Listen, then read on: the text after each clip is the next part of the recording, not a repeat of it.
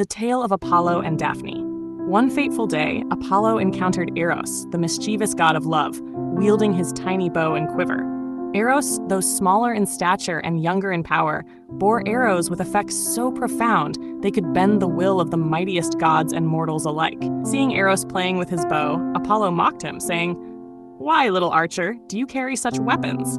Leave the art of the bow to those who can wield it properly. My arrows bring down beasts and protect the world, while yours are mere toys." Eros, stung by the insult, responded with a sly smile. "Apollo, you may strike fear into monsters with your arrows, but I wield power that even you cannot escape. Perhaps it is time you learn the strength of my craft." Eros soared into the sky, his golden wings gleaming in the sunlight. He drew 2 arrows from his quiver. One was tipped with gold, meant to ignite love and passion in the heart it struck.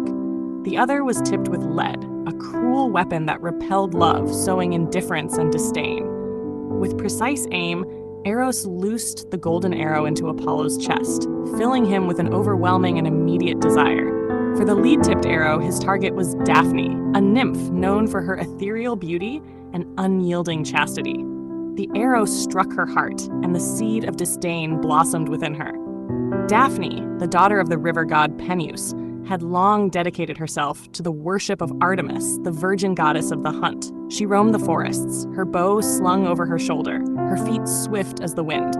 She had spurned the advances of many suitors, mortal and divine, vowing to remain untouched and free. As Apollo wandered through the forest, consumed by the flames of desire, he caught sight of Daphne. Her beauty was like the dawn, fresh and untamed. Her hair cascaded like golden streams, her eyes mirrored the forest's depth, and her movements were as graceful as a deer. Overcome with longing, Apollo approached her, his heart pounding like a drum. "Fair maiden," he called out, "you outshine all the nymphs, and even rival the goddesses themselves.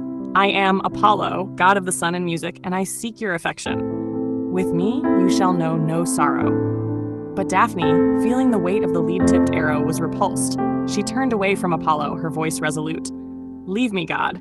I desire no man, no matter how divine. My heart belongs to the wilds, not to love."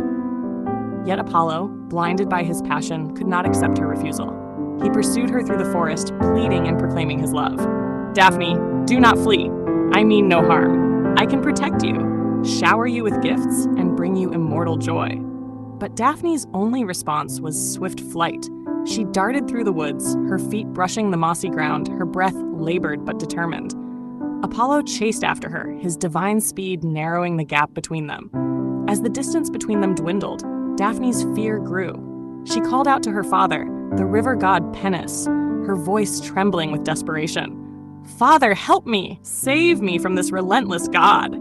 I cannot escape him on my own. Transform me, take away this form that he so desires, and grant me freedom." Peneus, hearing his daughter's plea, was moved to act.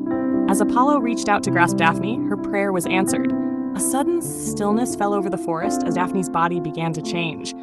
Her limbs grew heavy and stiff, her feet rooted into the ground.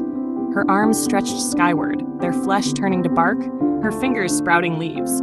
Her flowing hair became a canopy of green, and her radiant form transformed into a laurel tree.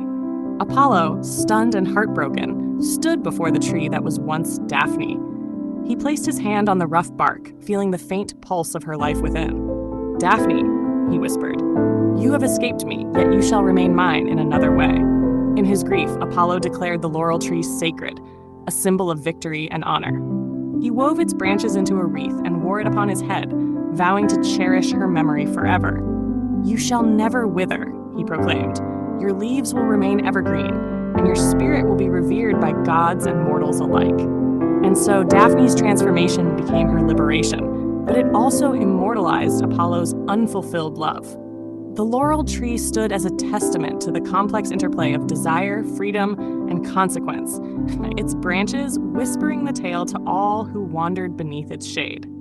Thus ends the tale of Apollo and Daphne, a story of love and loss, where the pursuit of desire met the unwavering will to be free.